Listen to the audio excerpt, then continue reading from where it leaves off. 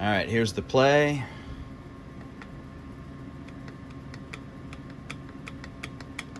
It's the rear one and the front one.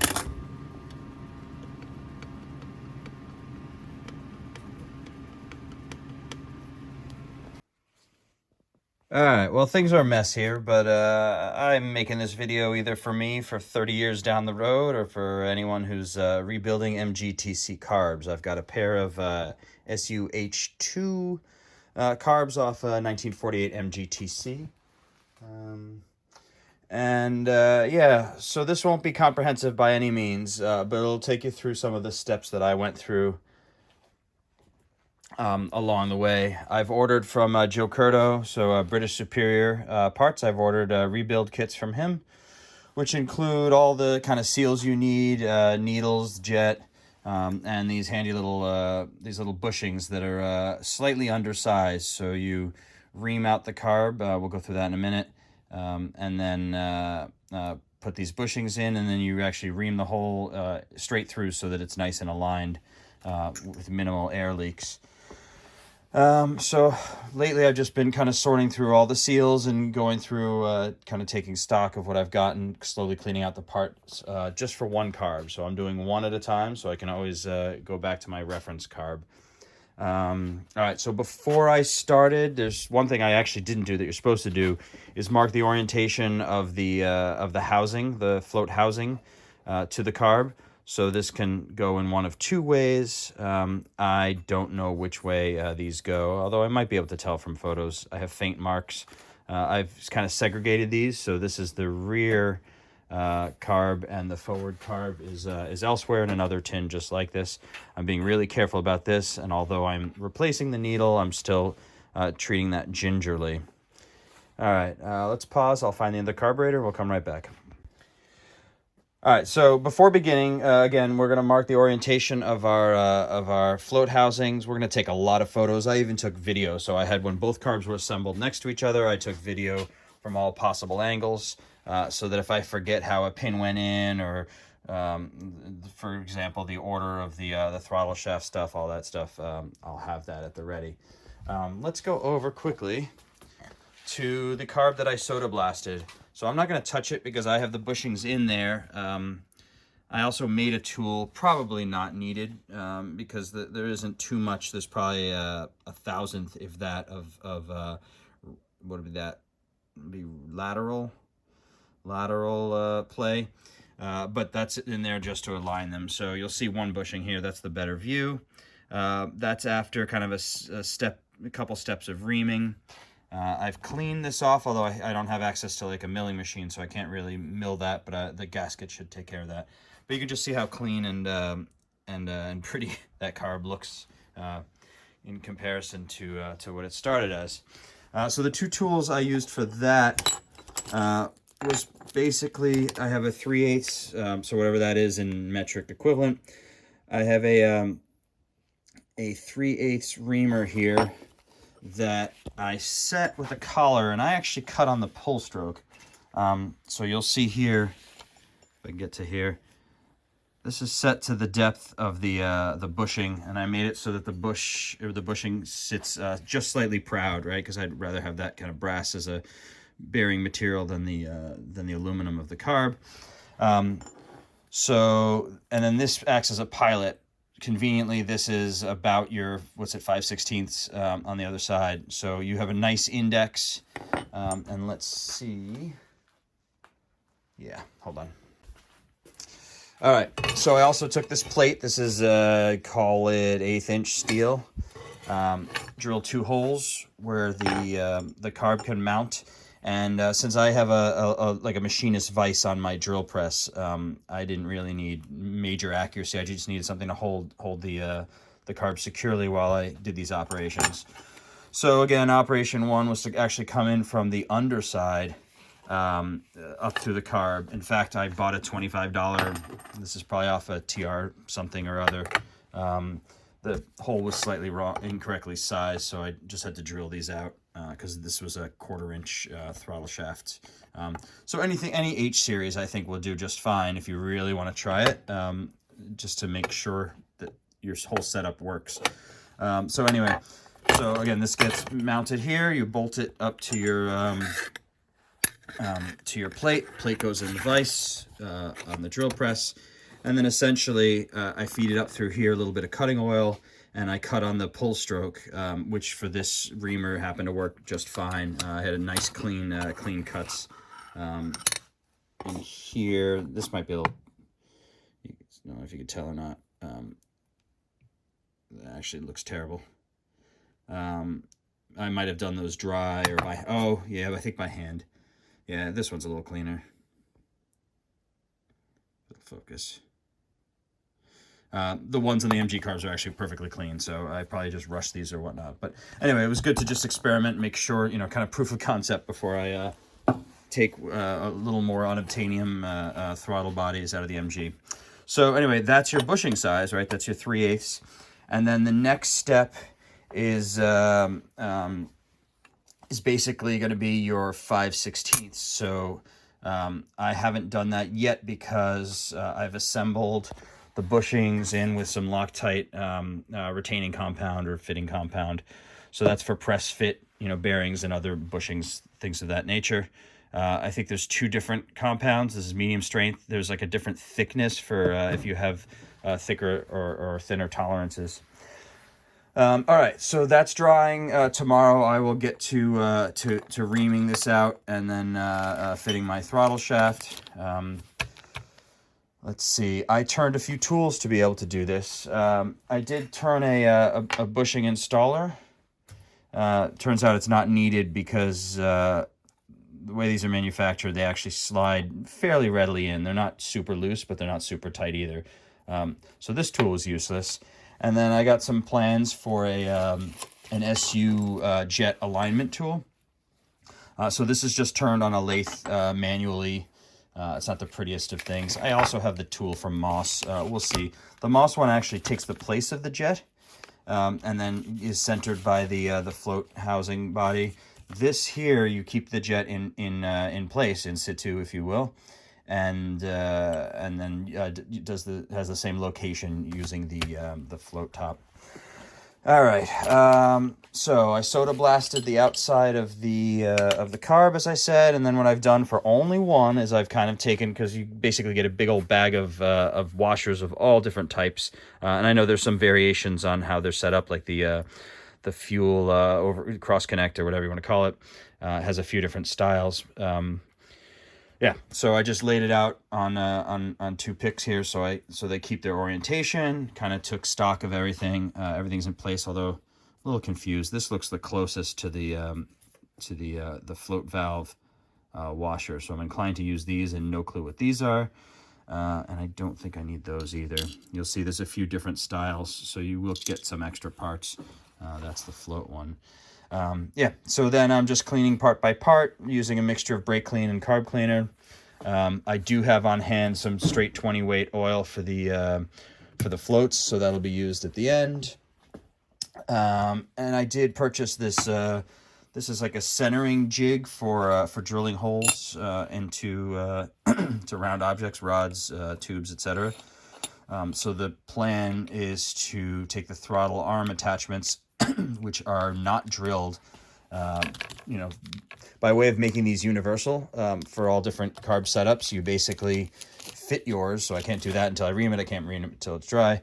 But then to fit your arms, which you can see here, there's a pin in there that's hard to see.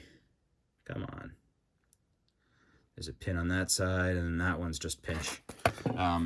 But anyway, so to be able to do the job nicely, I got this. You can clamp this in here, for example.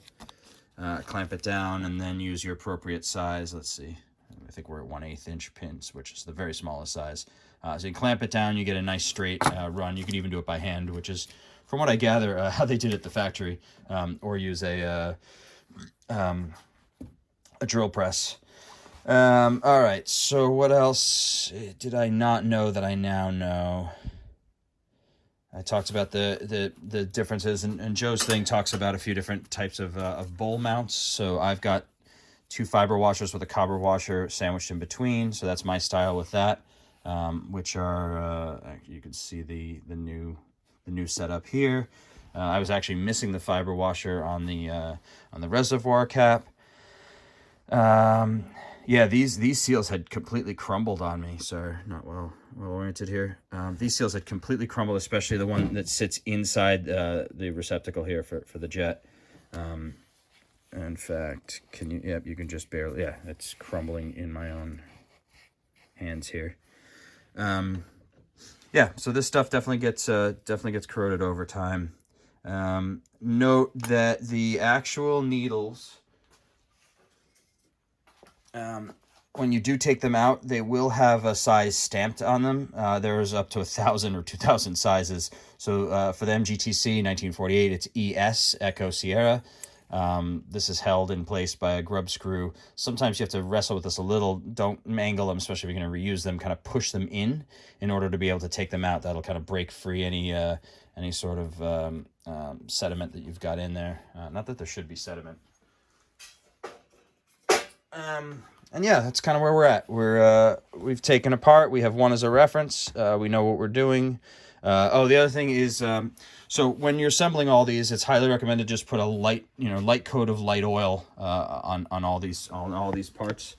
And the cork seals here. So the large seals that sit here in the assembly. In fact, I'll probably just point to it. There in the assembly. This jet assembly here. These cork seals need to be soaked in oil so that they absorb the oil and swell up and retain it to remain kind of lubricated.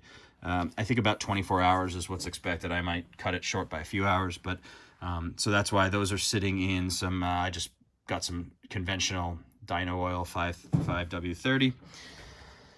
And what else?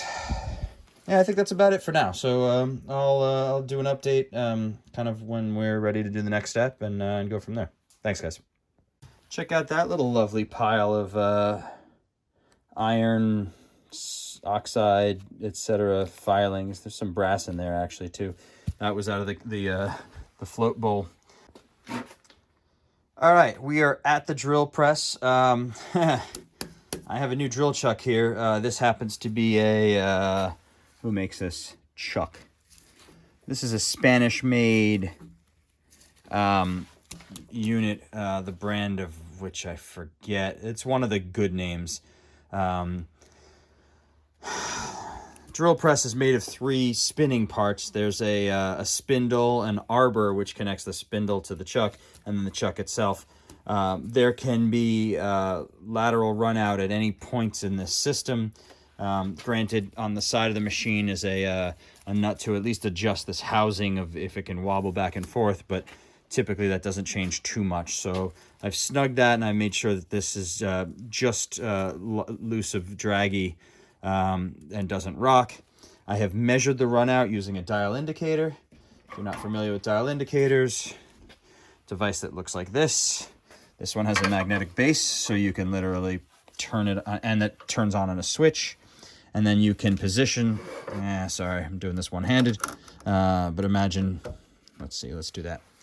So here you'd set up your dial indicator to read to the thousandths, and you would turn continuously. It's kind of hard to do. You need 2 hands to kind of turn it continuously because the backlash and the play will give you a false reading otherwise. But anyway, I had next to 0 at the spindle. I had maybe a half of run out at a point, so you can actually see I made a reference mark here, and there's somewhere is another paint mark on my arbor, and I actually mapped at 4 different points what the run out was. The max I got, I think, was 1.5 thousandths of an inch of run out at maybe just below an inch. I used a pin gauge set, so very nice. You could use like a cobalt drill bit or anything that's ground and kind of machined to take that reading. But anyway, the chuck by most accounts had the most run out in the system, and what you could do is you can actually align the chuck to the the arbor to minimize your run out so that they cancel each other out. And I was actually able to get this down to 0.5 of run out at the drill chuck, which is, I would say 5-6 times better than I expected. So I'm happy with that. Again, there's flex inherent in the system. You know, you've got how level your table is set up, etc. Again, you need a little better than government work and a little worse than machinist work to be able to do this. I did order a used Carb for like $25, call it, an old Triumph TR or something, or the TR3 carburetor, just to try this out, because I was using a combination of reamers that I had and different kind of techniques, and I'd never done this, so I just wanted to be safe. It made me confident in this setup. So this is 1/8 inch, just mild steel. I've cut it as short as possible to not flex. The original one was twice the height, and actually when you even this far in line, right, there's not a whole lot of torque moment, not even an inch, but it was enough to kind of push this and pull it. So there's enough flex in the system that I eventually shortened this up. Just drill 2 holes so you could mount it, and flip it around and mount it. So that's that setup. Again, this is stripped down to nothing. The paint will come off with the soda blasting anyway. And I have a reamer, 3/8. It's a 3/8 reamer, and what I'm doing is using it, well, the wrong way. The profile isn't perfect because it does taper. There's a very quick taper up there. So I'm not totally crazy about that, but that'll be fine. And I have a collar that I got from McMaster for like $2. It's got a set collar, which you can't see. Let's see.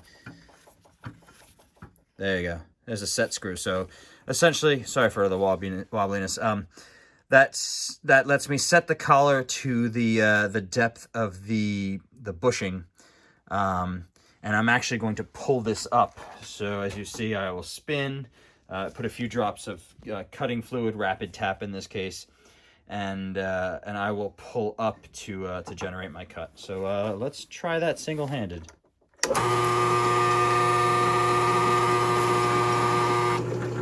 There we go. All right. Just mild pressure.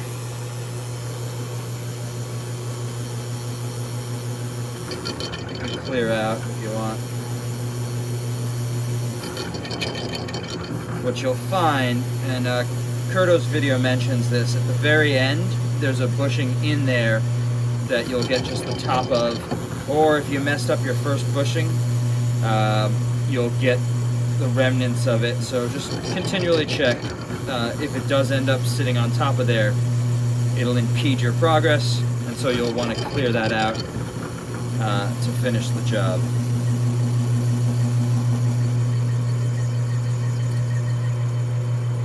There we go. Oh, hope I didn't go through there. I felt like I went through. All right. So at this point, and if you go through, it's not the end of the world. Use a little drum sander and kind of smooth it all out. All right, so here we go. Oops, sorry. Poorly aimed here. Let's see how we fared. Really hope I didn't go too far.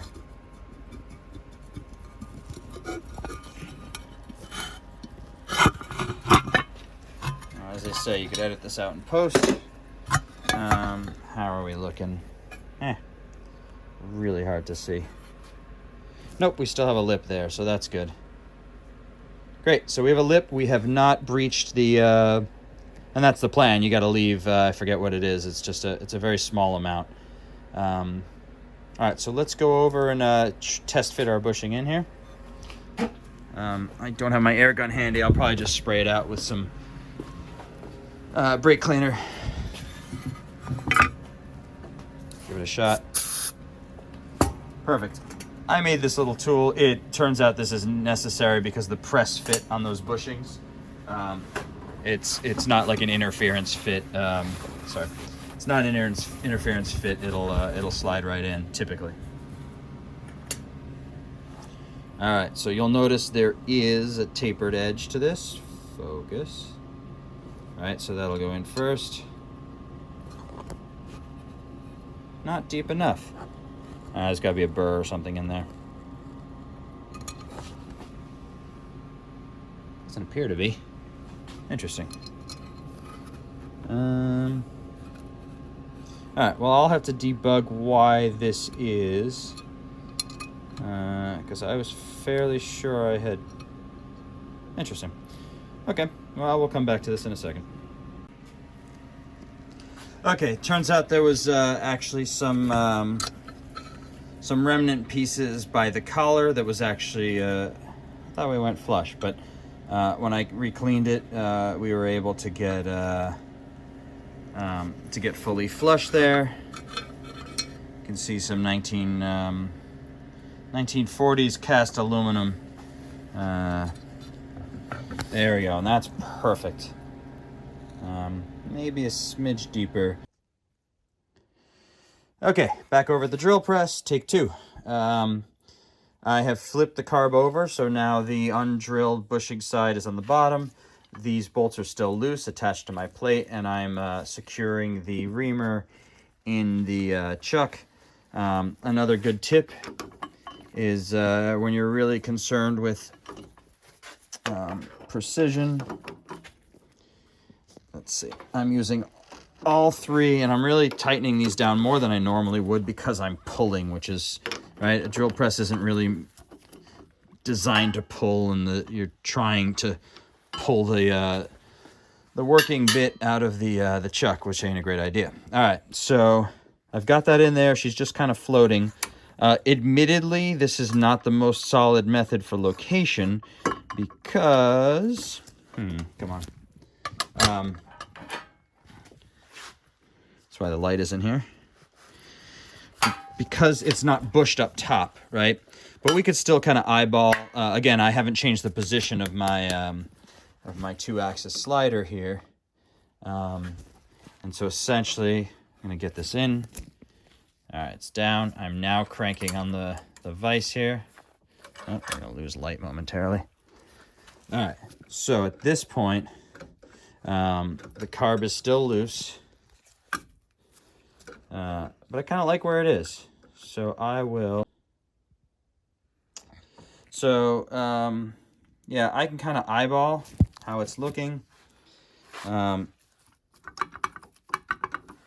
then at that point, and these are metric, I forget what size, M6, M8, something like that. These just happen to be metric bolts. Use any bolts that work. But I am tightening these down now so that the orientation... Sorry, it's going to be a crappy view for a second while I just hold this snug. There we go. Snug. Snug. Okay. And we've lost light too. Fantastic. There's light.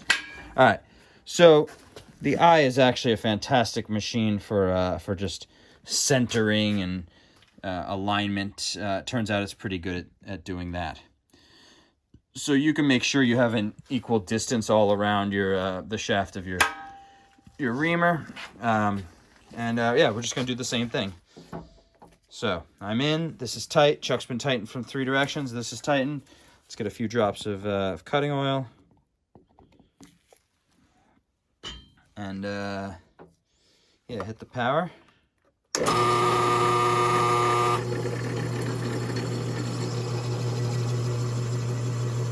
Just nice steady pressure. It's clearing the chips pretty nicely, so I'm not going to bother with I guess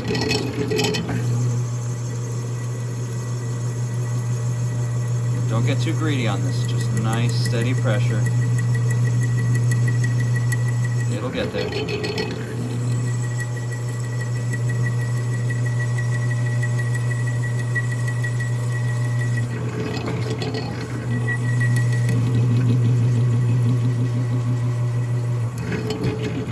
Yeah, now that's what I was talking about. See that?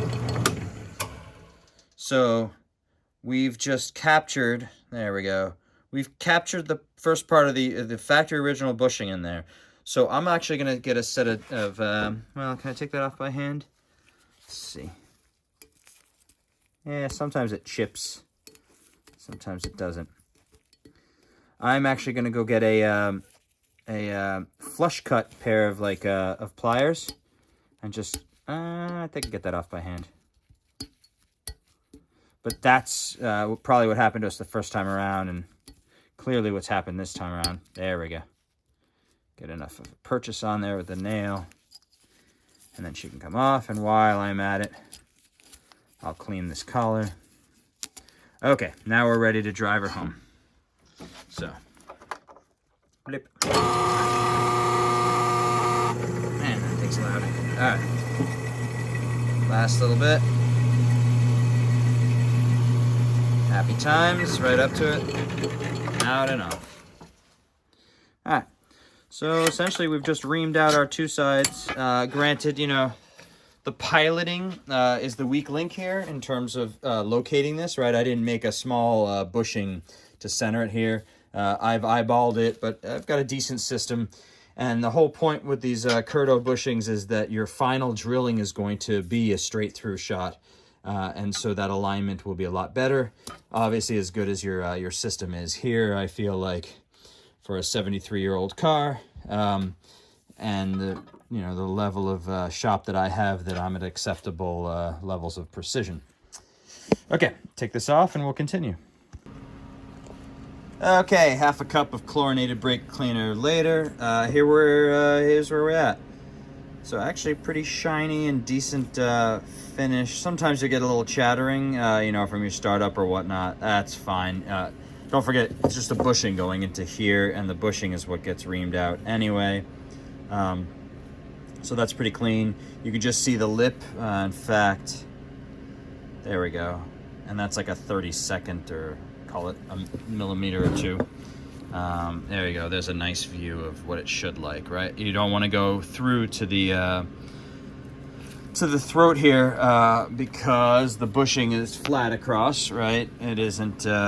There's no curve to it, so if you drove it all the way in, you would have the issue of it sticking through. So we're in pretty good shape. I'm going to get a little of the old Loctite. This is 609. It's medium strength. I think they make one that's a little thicker. In retrospect, I probably would have used the thicker one, just because this isn't like press fit. It's got a little more, but it's held up fine in the first one, so such as it is. All right, open that up. Get one bushing. Second bushing. I ordered a few extra bushings just in case. On the first job, I learned a few things on the first carb that I actually redid, and so I reamed out my original bushes and did it again. All right, so let's just get a bunch on the leading edge there. It's probably a little excessive again. I'll just do a little mating here. That should be plenty fine. In fact, well, I'll flip it over, do the other side, and then we can wipe some of the excess.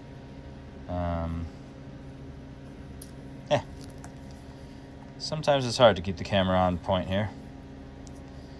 All right, so we've got generous lip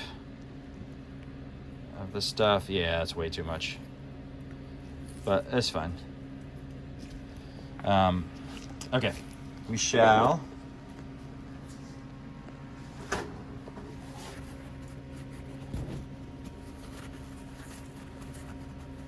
just wick away the extra. Again, we're not too worried at this stage because, again, we're reaming to the...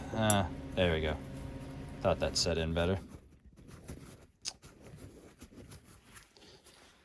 Okay, so as I said, I've got that ever so proud. I mean, not a lot of pride. That's got just a little bit. I'm totally comfortable with that. See this guy? This is the holds the float bowl to the carb, the feed. This guy, apparently there's two different styles of these with different profiles along the edge. This one, you you'd be hard pressed because it gets so sandwiched in there. This is actually a fiber, then a copper, then a fiber washer. Sometimes you get the fiber washer and the copper looks exactly like the bolt, and so you wouldn't guess that it goes below. You really just have to take a pick or a very fine and small pry bar to get that out, but that's what you want to get. I will soda blast this just to kind of clean it up. Again, it won't mar the threads, but that'll get us in a good shape. I very carefully turned that on a wire wheel. Fortunately, it did not turn into a projectile, which it wants to. Meanwhile, in preparation, I've got a little bowl of water. We will use this for not only the fiber washer for the float bowl retaining nut, which is actually more of a bolt than a nut, but fine.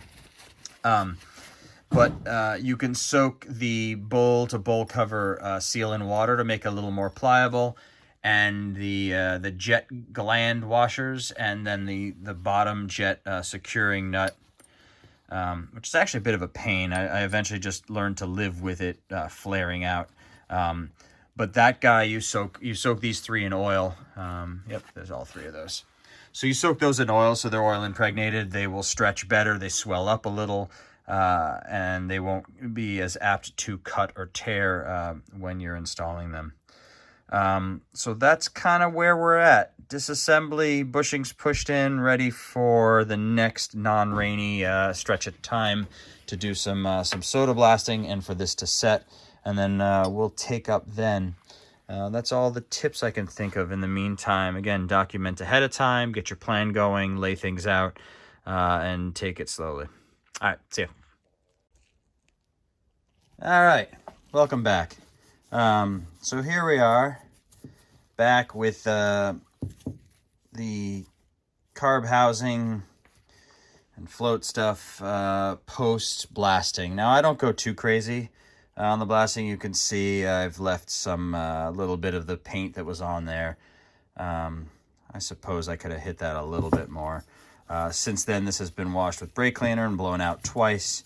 Now, it's not very abrasive, this stuff, so I'm not too worried about it in the combustion cycle, but I want it to be as clean as possible. As you can see, it's fairly clean. I will eventually, on the mating surfaces, I will take one of my favorite little gasket cleaning solutions, which is a little angle grinder with a roll-lock wheel. If you're not familiar with these and you have air, these are fantastic.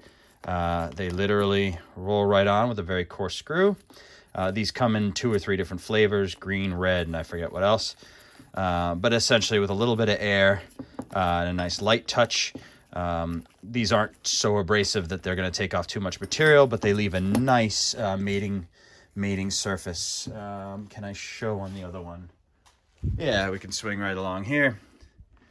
You could see, and I didn't even try to get rid of these deep, right? I'm not trying to machine a surface. I'm just trying to clean it up, get rid of any old gasket material, and move on from there. All right, so we've cleaned that out. I've taken this bolt, and again, I'm not going for perfection here, so I'm just happy if there's no scales and no rust. This cleaned up nicely. I don't know if, well, maybe we'll see how much work I do in editing, but this was all kind of crudded up, so I was able to get in there, in here. The bowl itself, if you recall, had a bunch of rust in it, and the outside was kind of stained. Again, I'm not polishing these. I'm not going crazy. I'm just making them look a little nicer. So that's where we're at with that. I will now get to the second step of this this bushing reaming. And I'm waiting on I'm getting another one of these throttle butterfly shafts. But this does not fit in there as is because it's by design. So there's a couple thou difference between them. Essentially, now we want to ream this out to the proper size. So we'll get to that in a minute, as well as assembling the jets and putting the whole thing back together. All right, back at the ranch. So we have now mounted the plate. I actually spun up on the little mini lathe an aluminum piece that's the proper undersize for the inside of this bearing, just to line things up. Again, you don't need machinist level accuracy, but you kind of want things to be okay. So as you see, this slides happily. So it's still loose. So what I'll do is I'll slide it up a few times, and then I will tighten these nuts. I'm not going to do it on camera because it's just a pain to hold it on one side and crank it down. But that will just get our alignment properly set up, and that way I can remove this tool, the centering tool, if you will, and have this relatively decently lined up. I also have a little wire, like a bendy wire holder, just to hold this in the down position. And we're good to go. So see you in a second. All right, so the carb body is now held in place. I've tightened those two nuts holding it, and this will actually slide, oh, almost completely out. Perfect. So see that? There's no lip on the way in. See if we can focus in on that. Get some light. Perfect. And actually the same thing happens. I can feel it, so you can't see it because it's happening underneath. But we do go at least partially. Yeah, you can't see it. We go partially into this second bushing there. So I'm happy with this alignment. I will now attempt to remove this. Okay. And we'll go get our reamer, which happens to be right here conveniently. And I'm gonna set this up. Boy, let's see if I can do this with one hand.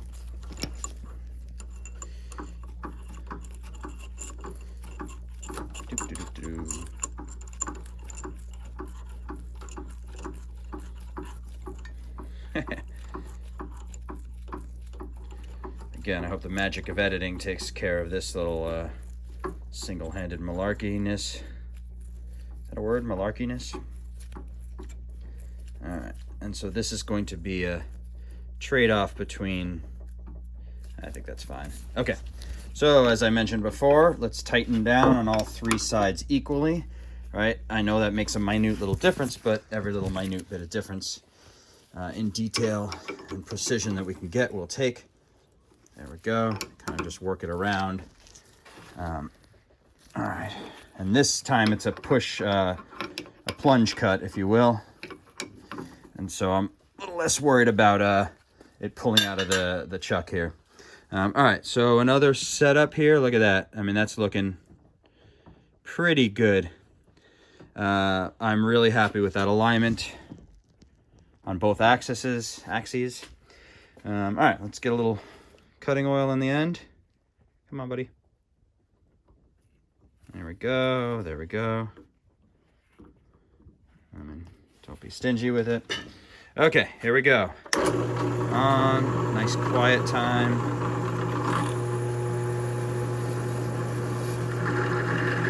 Nice continuous cut. Come on.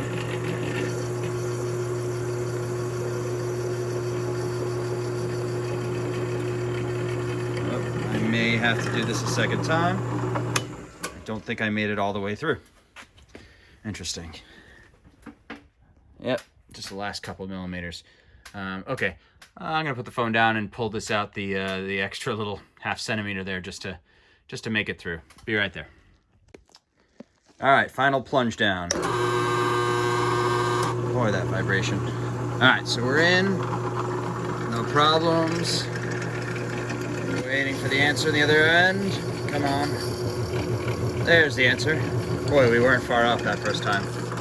All right, nice and smooth. We're out. And that is that. Let's take it over to the bench and see how we do on fit. All right, another quarter cup of brake cleaner up in the air. Clean this out. This is not the final shaft I'm going to use because I've drilled this one the first time, but here we go. We're in. Smidge of drag.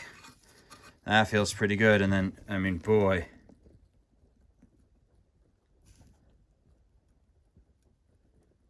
You'll be hard pressed to feel anything more. In fact,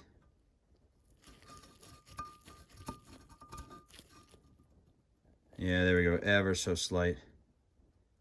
You can just see that gap. I thought about using an adjustable reamer to actually undersize it and try to get like a real smooth fit. Again, there's enough bearing surface here that air shouldn't have a hard time, should have a hard time making it through in any appreciable amount in comparison to the extremely worn, if you recall, the originals started to look like cams. And I've put the spring back in. I've put the valve seat kind of body back into the carb top here. And yeah, I guess we're at a good pausing spot, so that's what we're gonna do. Again, blasted this, reamed out the bushing, so now we're ready with that, and things are clean. Good times. All right, talk to you soon. All right, so I've used our little angle grinder with the roll-lock tool to get our mating surfaces nice and clean. I have assembled the jet, so I'm not going to recreate the wheel on that. The float is all installed and set to 7/16 flipped upside down. Again, Joe Curto and other people have put together plenty of resources on that. So I've centered the jet as best I can at this point. I'm now going to remove the this cover and basically install the new needle and make sure that that fits in without binding. But then she should be in pretty good shape to go. So here's the second carb, all good to go. Because this is going to be more of an overview, I think I'm going to go over the tools that I've used that have been helpful throughout this. So in no particular order, some sort of light hammer is helpful for those pins. Some drifts, appropriate size drifts. I couldn't tell you what these are, but 7/64, 1/8, something like that. I used a caliper, a fair amount, just for scribing lines to transfer over the distance from throttle plate hole to end, just to do a quick scribe to transfer over for the new ones. That's been handy. Let's turn the music down a little. This is fantastic. Just a little piece of rawhide or leather to be able to grip the those throttle butterflies, the throttle plates. So I use those with kind of a, I don't know, mid-sized needle nose plier, handy for repositioning, etc. I did use that for wrestling some of the pins out. This little pick for repositioning the throttle plate. Just general throttle body, checking some buildup and whatnot, or along some of the copper pieces, little brass kind of pick slash scrapers handy. Various screwdrivers. This I use to pry. Don't tell anyone, right? Misuse. But this I use to pry those little set screws and throttle plates. Fine. It would do you well to have some different flathead bits. So maybe if you have a gunsmith tool, for example, the screws on the spring retainer clamps are really they're particular. They're not what we're used to in terms of modern screw cuts. So mine had come half bodgered, and I had to be very careful not to do any further harm. I don't think I really used this pick much except to put things in order. So when I was keeping the order and orientation of the different parts on the throttle shaft. Another pick. This tool is pretty handy. This is made by Big Gator Tools. I got this off Amazon. The first thing I did was transfer from my existing, and it turns out that one of these two was incorrectly indexed. The hole that holds the throttle stop adjustment was off when this was redone back in the 60s. So I would highly suggest you just take your fresh piece, install it. You set the arm so that it's like a 32nd of an inch off of the stop plate on the throttle. In fact, I can show. Yeah, here we go. So you want about that when the butterfly is fully closed. We got so many things blocking our view here. Well, take my word for it. The butterfly's closed, and we're at that little bit of a gap, right? So that's perfect. It's about horizontal. So that'll give you room to open up plenty of travel to set your minimums. And there you can see the pin. I reused the old pin. The Joe Curto kit comes with a roll pin. It looks like a hardened pin, so I like it anyway. And then here's a view of that flathead that you could see, right? A little bit of fresh marring there for me, and then previous bodgering. So I have to be very careful with those, but it doesn't take a lot to get clamping force. Okay, so this jig was handy because I basically set it in sight. I used the Sharpie to put a little dot exactly where it should be. And then with a flashlight, I was able to bore scope down here, which you can't do here now, but get to my spot, throw it in the vise with a pair of aluminum clamps, and use just a hand drill. I started with the 7/64 bit, and then I upsized that one to a 1/8 hole. And note too, the fittings, they're not always, it's not like a through hole. Supposedly these were drilled by hand at the factory, and I believe it because my exit was not. This jig here makes a nice through the center hole, and I think that the factory ones, or maybe when this was redone, I don't know, were just a little bit off. So you might have to clean that hole out in sight. Find your typical Whitworth and screwdrivers and whatnot. I did use this handy little Milwaukee M12 cutoff.